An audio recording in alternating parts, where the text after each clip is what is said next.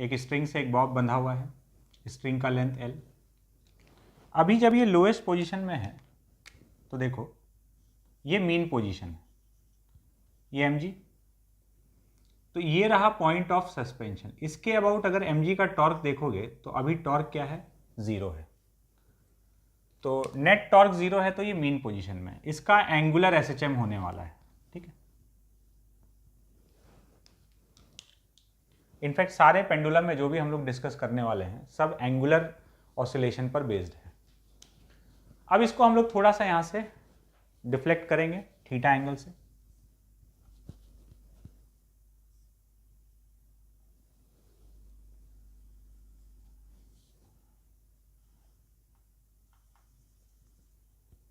यहां से इसको रोटेट किए थीटा एंगल से।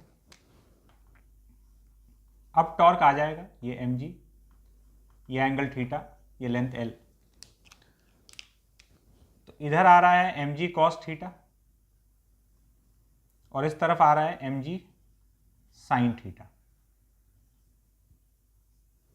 तो इसका जो टॉर्क आएगा, टॉर्क हो जाएगा mg sin theta into L। So torque is equals to mgl sin theta. Theta इसका एंगुलर डिस्प्लेसमेंट है।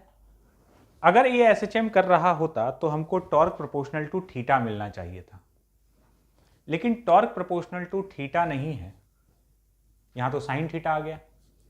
तो अभी ये ऑसिलेटरी मोशन तो कर रहा है लेकिन ये एसएचएम नहीं है। अब हम लोग लेंगे अजम्पशन फॉर स्मॉल ऑसिलेशंस, मतलब थीटा जो है, थीटा इज स्मॉल ऑसिलेशन कर रहा है तो थीटा हो गया छोटा। अब थीटा अगर छोटा हो गया तो स्मॉल थीटा के लिए हम लोग को अजम्पशन मालूम है कि साइन थीटा को हम लोग थीटा रख सकते हैं। तो torque is equals to mgl into theta. अब इसका मोशन जो है वो ऑसिलेटरी भी है और अभी एसएचएम में कन्वर्ट हो चुका है। टॉर्क को हम लोग लिख लेंगे I इंटू अल्फा। इसका मोमेंट ऑफ इनर्शिया क्या होगा, ये तो मासलेस है, तो एक पॉइंट मास है जो पूरा का पूरा L डिस्टेंस पर रखा हुआ है। तो I इंटू अल्फा, तो ml square into alpha is equals to mgl into theta. तो यहां से अल्फा का वैल्यू आ गया g/l इंटू थीटा। तो अल्फा प्रोपोर्शनल टू थीटा, ये proportionality constant, so omega equals to under root g/l, time period 2 pi by omega, that is 2 pi under root l upon g। यह आ गया इसका time period. तो pendulum में ये assumption है कि स्मॉल ऑसिलेशन कर रहा है। स्मॉल मतलब कितना, 5-7 डिग्री तक हम लोग छोटा ही मानते हैं, वहां तक अजम्पशन वैलिड है। लेकिन एक चीज़ ध्यान रखना, थीटा जब भी ट्रिग्नोमेट्रिक फंक्शन के बाहर आता है तो उसको हमेशा आदत बना ले हम लोग कि डिग्री में ना रखें, रेडियन में रखें, ठीक है। तो यह आ गया सिंपल पेंडुलम का time period, 2 pi under root L upon g. अब एक नाम यूज किया जा सकता है यहां पर, सेकेंड्स पेंडुलम। सेकेंड्स पेंडुलम एक सिंपल पेंडुलम ही है।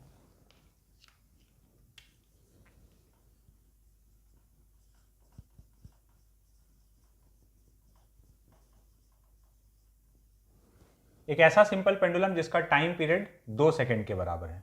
नाम सुनने में ऐसा लगता है कि 1 सेकंड होगा,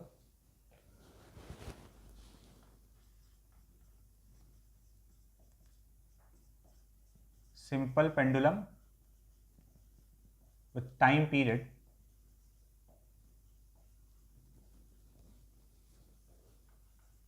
2 सेकेंड्स, इसी को हम लोग सेकेंड्स पेंडुलम बोलते हैं। तो देखो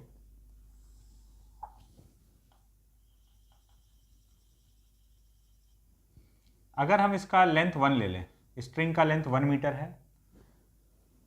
अच्छा, एक यहां पर नोटिस करने वाला बात,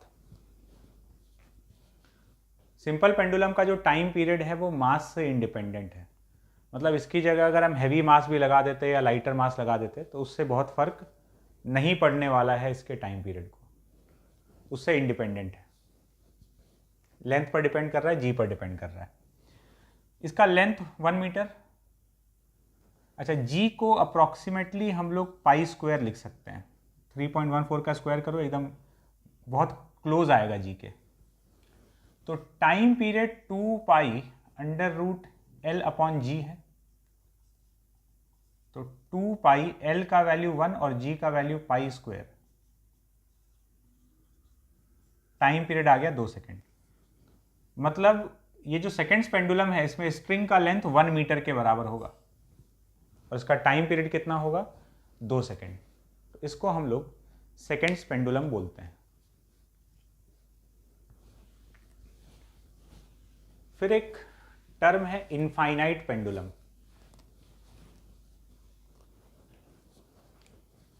सिंपल पेंडुलम ही है, एक स्पेशल टाइप का। देखते हैं।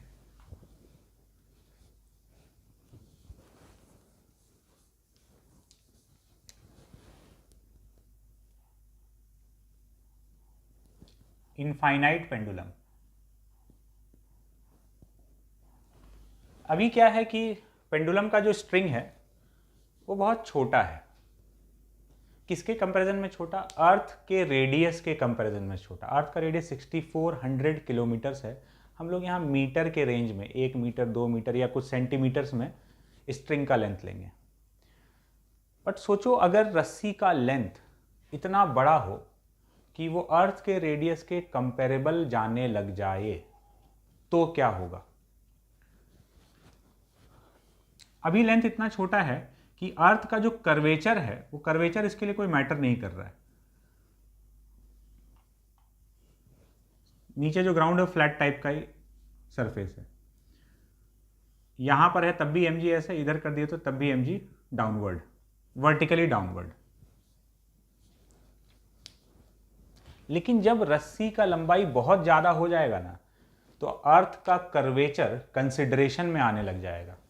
और अर्थ का कर्वेचर अगर कंसिडरेशन में आ गया तो टाइम पीरियड का एक्सप्रेशन बदल जाएगा। निकाल के देखते हैं टाइम पीरियड का एक्सप्रेशन।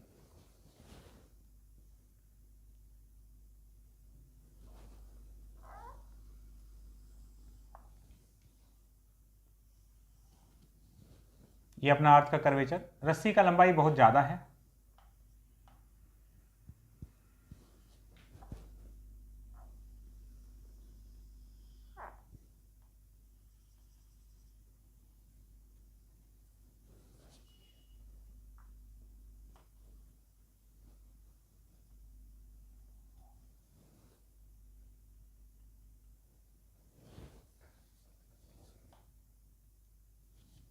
ये लेंथ एल, इसको यहां से डिस्प्लेस किया गया थीटा। अब एम जी ऐसे नहीं लगाएंगे, एम जी ऐसे नहीं vertically downward, M G toward centre of earth लगता है।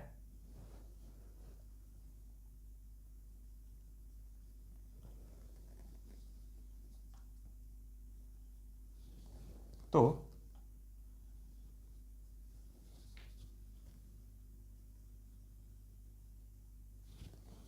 ये यहां से थीटा डिस्प्लेस हुआ तो इसका ये जो रेडियस वेक्टर है ये यहां से फाई एंगल बनाया। एम जी इस तरफ लग रहा है टुवर्ड सेंटर ऑफ अर्थ। अब हमको इसका टॉर्क लिखना है। तो टॉर्क जो है वो इसके परपेंडिकुलर कंपोनेंट हमको लेना पड़ेगा। इसके जो परपेंडिकुलर आ रहा है तो देखते हैं कितना है। देखो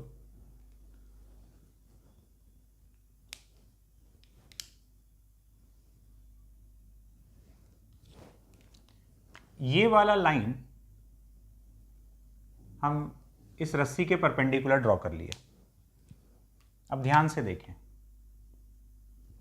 ये थीटा है तो ये वाला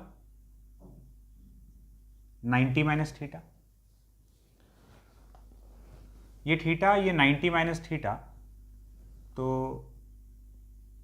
ये वाला एंगल थीटा हो जाएगा। ये वाला एंगल थीटा हो गया। अच्छा,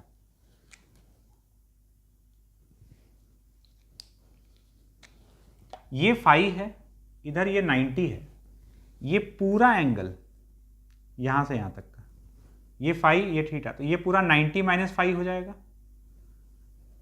अगर ये पूरा 90 माइनस फाई हो जाएगा तो ये कितना हो जाएगा, 90 minus phi minus theta. So that ये पूरा कितना होना चाहिए, इसको हम बोल देते हैं थोड़ी देर के लिए अल्फा, कंफ्यूजन ना हो। ये एंगल अल्फा हो गया, ठीक है। तो अगर ये एंगल अल्फा भी नहीं, इसको हम बीटा बोलते हैं, नहीं तो एंगुलर एक्सेलरेशन से कंफ्यूज कर जाएंगे। इस एंगल को बीटा बोलते हैं, तो ये बीटा प्लस थीटा मिलाकर 90 माइनस फाइव के बराबर, ये फाइव ये 90, तो ये पूरा 90 minus five. So beta plus theta is equals to 90 minus five. So beta is equals to 90 minus five plus theta. ये वाला एंगल आ गया, ठीक है। तो ये एंगल आ गया, तो अब mg का जो ये कंपोनेंट करेंगे इधर, टॉर्क कितना आएगा, mg cos beta into L. Torque आ गया mg cos beta into L, ठीक है। थीटा और फाई में भी एक रिलेशन है। अच्छा, यहां पर भी थीटा स्मॉल है ना, जरा सा डिस्प्लेस किया गया है, तो ये एक छोटे से आर्क की तरह देख सकते हो, जरा सा स्मॉल एंगल थीटा इधर से डिस्प्लेस हुआ है, तो ये वाला लेंथ एक छोटे से आर्क की तरह देखते हुए इसको एल इंटू थीटा लिख सकते हैं। और सिमिलरली इसको एक छोटे से आर्क की तरह देखते हुए इसको आर इंटू थीटा भी लिखा जा सकता है, आर इंटू फाइव। इधर से देखोगे तो ये छोटा सा आर्क जो है आर इंटू फाइव, इधर से देखोगे तो ये छोटा सा आर्क एल इंटू थीटा। तो L into theta is equals to r into phi. So phi is equals to L theta by r. ये थीटा और फाई का रिलेशन है।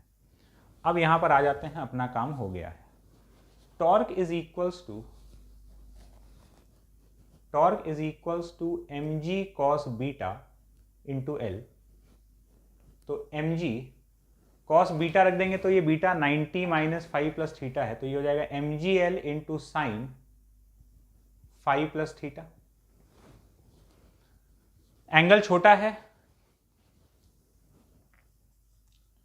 फॉर स्मॉल ऑसिलेशंस, जो कि है स्मॉल ऑसिलेशन के लिए हम लोग बात कर रहे हैं, तो theta plus five, sine theta plus five को थीटा प्लस फाइव रख देंगे, तो mgl into theta plus five, और फाइव का value in terms of theta यहां रख देते हैं। तो torque is equals to mgl theta plus L theta by R. तो torque is equals to mgl 1 plus, इस पूरे में से l कॉमन ले लें तो ये हो जाएगा mgl square 1 by L plus 1 by R into theta. Torque proportional to theta, SHM हो रहा है। टॉर्क को लिख लेंगे I इंटू अल्फा, I कितना हो जाएगा, ml square. ml square into alpha is equals to mgl square into 1 by L plus 1 by R into theta. ये ml स्क्वायर कैंसिल, तो अल्फा का वैल्यू आ गया g into 1 by L plus 1 by R into theta. Alpha proportional to theta, तो जो proportionality constant है ये omega square है, ओमेगा का वैल्यू आ गया g under root G into 1 by L plus 1 by R. ये हुआ एंगुलर फ्रीक्वेंसी। अगर स्ट्रिंग का लेंथ बहुत बड़ा है, इतना बड़ा कि उसको अर्थ के रेडियस के कंपेरेबल माना जा सकता है। इनफाइनाइट पेंडुलम अभी तक नहीं आया, अभी आएगा ना। इसको इनफाइनाइट नहीं बोलते हैं कि एल जो है वो आर के कंपेरेबल हो गया, आते हैं अभी उस पर। फिलहाल ये ओमेगा का वैल्यू आया है, ये हम लोग को याद रखना है। अगर स्ट्रिंग का लेंथ कंपेरेबल है तो इस तरीके से लिखेंगे। अब यहां पर हम लोग कुछ केसेस कंसिडर कर सकते हैं।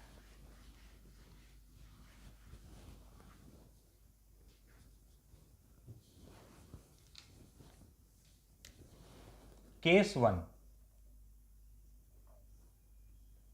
L is much less than R, जो कि एक्चुअली में होता है। स्ट्रिंग का लेंथ अगर अर्थ के रेडियस के कंपैरिजन में बहुत ही छोटा है, तो अगर ऐसा है तो 1/L is much greater than 1/R। तो 1/L अगर बहुत बड़ा हो गया तो अभी 1/R को नेग्लेक्ट कर देंगे, ओमेगा आ जाएगा अंडर रूट G/L, जो कि होता है। Case 2 L and R are comparable.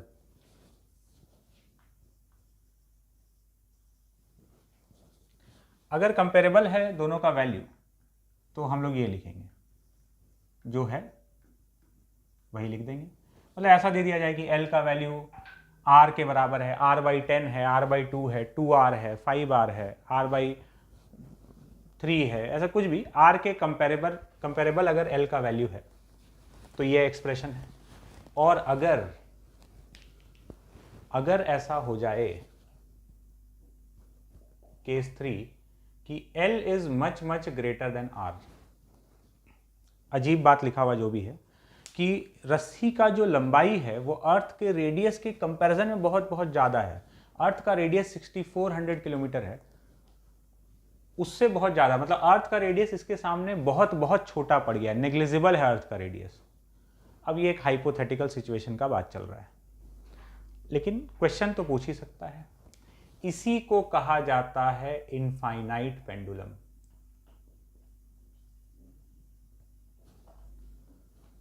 This time 1/R is much greater than 1/L। तो अब 1/L को नेग्लेक्ट कर देंगे, 1/L बहुत छोटा हो गया, तो ओमेगा का वैल्यू हो गया √G/R and time period is 2π√R/G। G का वैल्यू Gm/R² होता है, इसको रख दें तो ये आ जाएगा 2π√R³/Gm। ये हो गया इनफाइनाइट पेंडुलम का टाइम पीरियड, जिसमें से कि लेंथ अब एलिमिनेट हो चुका है। ये टाइम पीरियड देखा हुआ है, this value is 84.3 minutes. Infinite pendulum का टाइम पीरियड 2π√R³/Gm 84.3 मिनट्स के बराबर। हम बोले थे ये 4 बार आएगा ये टाइम, ये तीसरी बार आ चुका है। पहली बार कब आया था? पहली बार आया था कि अगर अर्थ के इक्वेटर पर इफेक्टिव ग्रेविटी को जीरो करना है तो उसको बहुत तेज़ी से घुमाना होगा, तो उस केस में डे नाइट का जो ड्यूरेशन है वो 84.3 मिनट्स के बराबर होगा। दूसरा, अर्थ सरफेस के एकदम पास में कोई सैटेलाइट घूम रहा है, एकदम नियर टू अर्थ सरफेस, तो उसका टाइम पीरियड भी 84.3 मिनट्स। तीसरा, इनफाइनाइट पेंडुलम का टाइम पीरियड भी 84.3 मिनट्स। और इसी चैप्टर में चौथी बार ये टाइम फिर से आएगा। ठीक है, सिंपल पेंडुलम में कुछ और वेरिएशंस हैं, उस पर बात करते हैं। हेडिंग डालेंगे motion of point of suspension. हम लोग अभी सिंपल पेंडुलम के अंदर ही बात कर रहे हैं, जो भी है।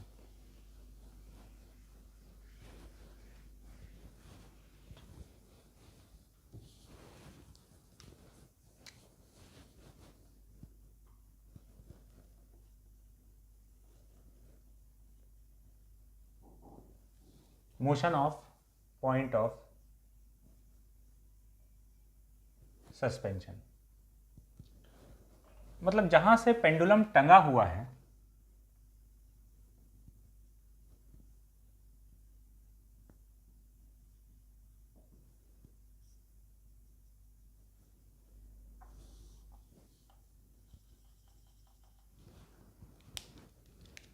ये हो गया इसका पॉइंट ऑफ सस्पेंशन। यहां से पेंडुलम टंगा हुआ है, पॉइंट ऑफ सस्पेंशन का मोशन हो रहा है।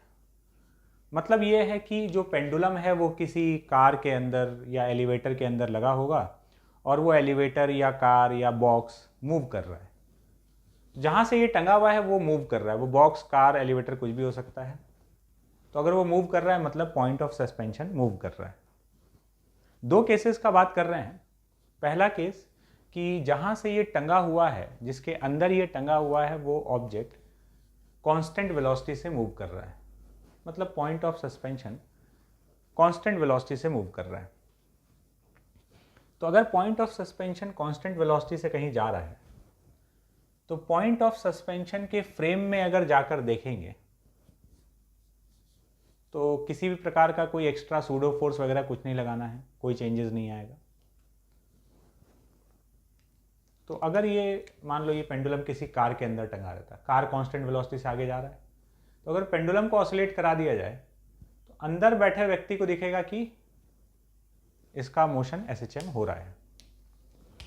बाहर से देखने पर क्या लगेगा? बाहर से देखने पर ये पेंडुलम आगे भी जा रहा होगा और ऑसिलेट भी कर रहा होगा, ऑसिलेट करता हुआ आगे जा रहा है। तो ग्राउंड फ्रेम से कोई बोले कि क्या इसका मोशन एसएचएम है, स्मॉल वाला ही कर रहा है स्मॉल एंगल के लिए, क्या इसका मोशन एसएचएम है? तो ग्राउंड से तो नहीं है, क्योंकि ग्राउंड से इसका मोशन ये एसएचएम ऑसिलेटरी मोशन और ट्रांसलेटरी मोशन का कॉम्बिनेशन है, ठीक है। लेकिन पॉइंट ऑफ सस्पेंशन के फ्रेम में है। पॉइंट ऑफ सस्पेंशन के फ्रेम में या उस कार के अंदर कोई बैठ के देखेगा तो उसको खाली ऑसिलेटरी मोशन दिखेगा। तो और जो भी हम लोग बात कर रहे हैं यहां पर स्मॉल ऑसिलेशन के लिए, तभी एसएचएम है। तो motion of the particle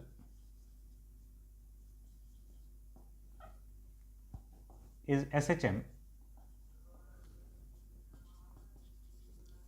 in the frame of point of suspension, point of suspension। और टाइम पीरियड कितना होगा? तो टाइम पीरियड हो जाएगा 2 pi under root L by g. वही सेम टाइम पीरियड का एसएचएम ये कर रहा होगा पॉइंट ऑफ सस्पेंशन के फ्रेम में। ग्राउंड फ्रेम में एसएचएम होगा क्या? नहीं, बिल्कुल भी नहीं। चलते हैं केस 2 पर।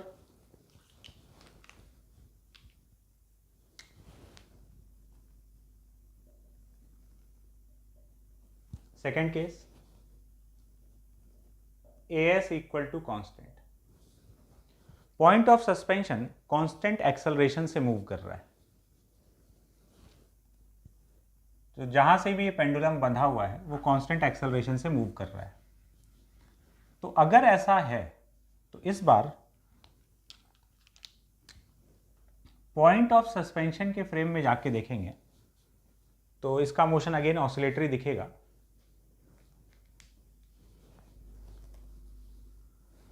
लेकिन एक सूडो फोर्स आ जाएगा पॉइंट ऑफ सस्पेंशन के फ्रेम में देखेंगे।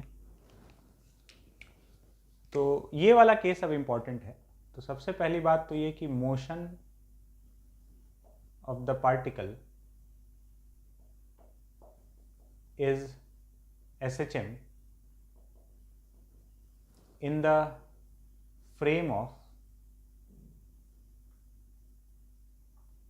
point of suspension। और टाइम पीरियड कितना हो जाएगा? 2 pi under root L upon जी इफेक्टिव। ये टाइम पीरियड का एक्सप्रेशन है। जी इफेक्टिव क्या है? पहले खाली mg लग रहा था, अब एक सूडो फोर्स भी लगने लग जाएगा। तो जी इफेक्टिव हम लोग यहां पर ऐसे लिखते हैं,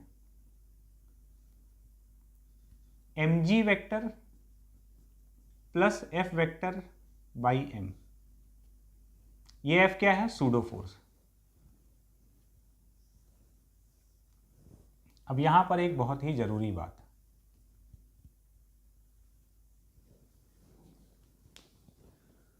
ये वाला जो केस है ना, ये खाली इस बात को कवर नहीं कर रहा है कि point of suspension constant acceleration से मूव कर रहा हो। इसके अलावा और कई सिचुएशंस को ये केस 2 कवर कर रहा है। समझना कैसे?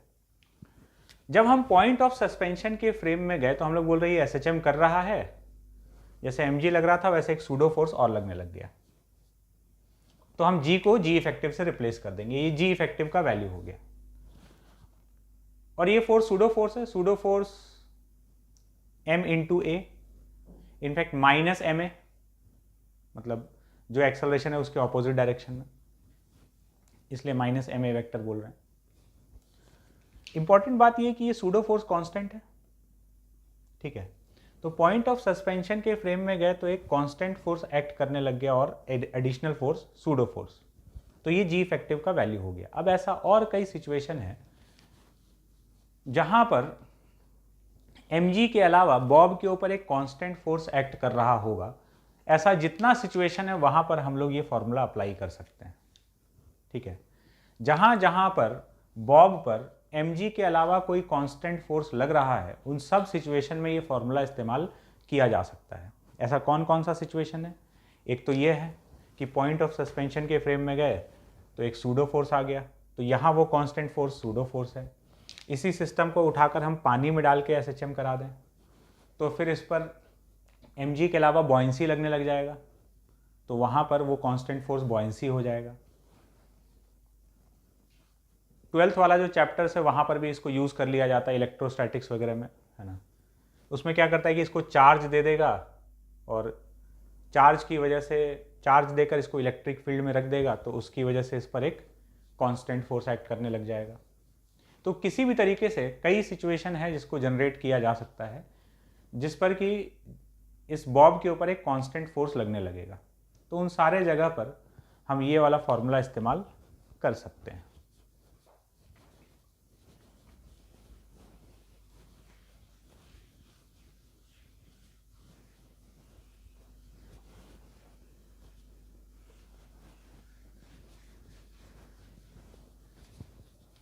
कुछ सिचुएशंस देखते हैं।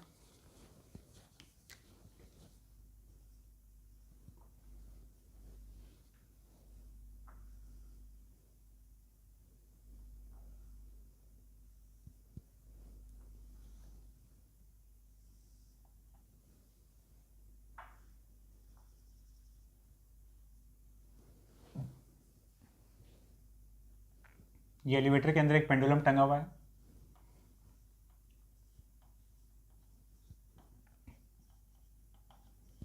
Find time period of small oscillations, मतलब वही SHM का टाइम पीरियड बताना है।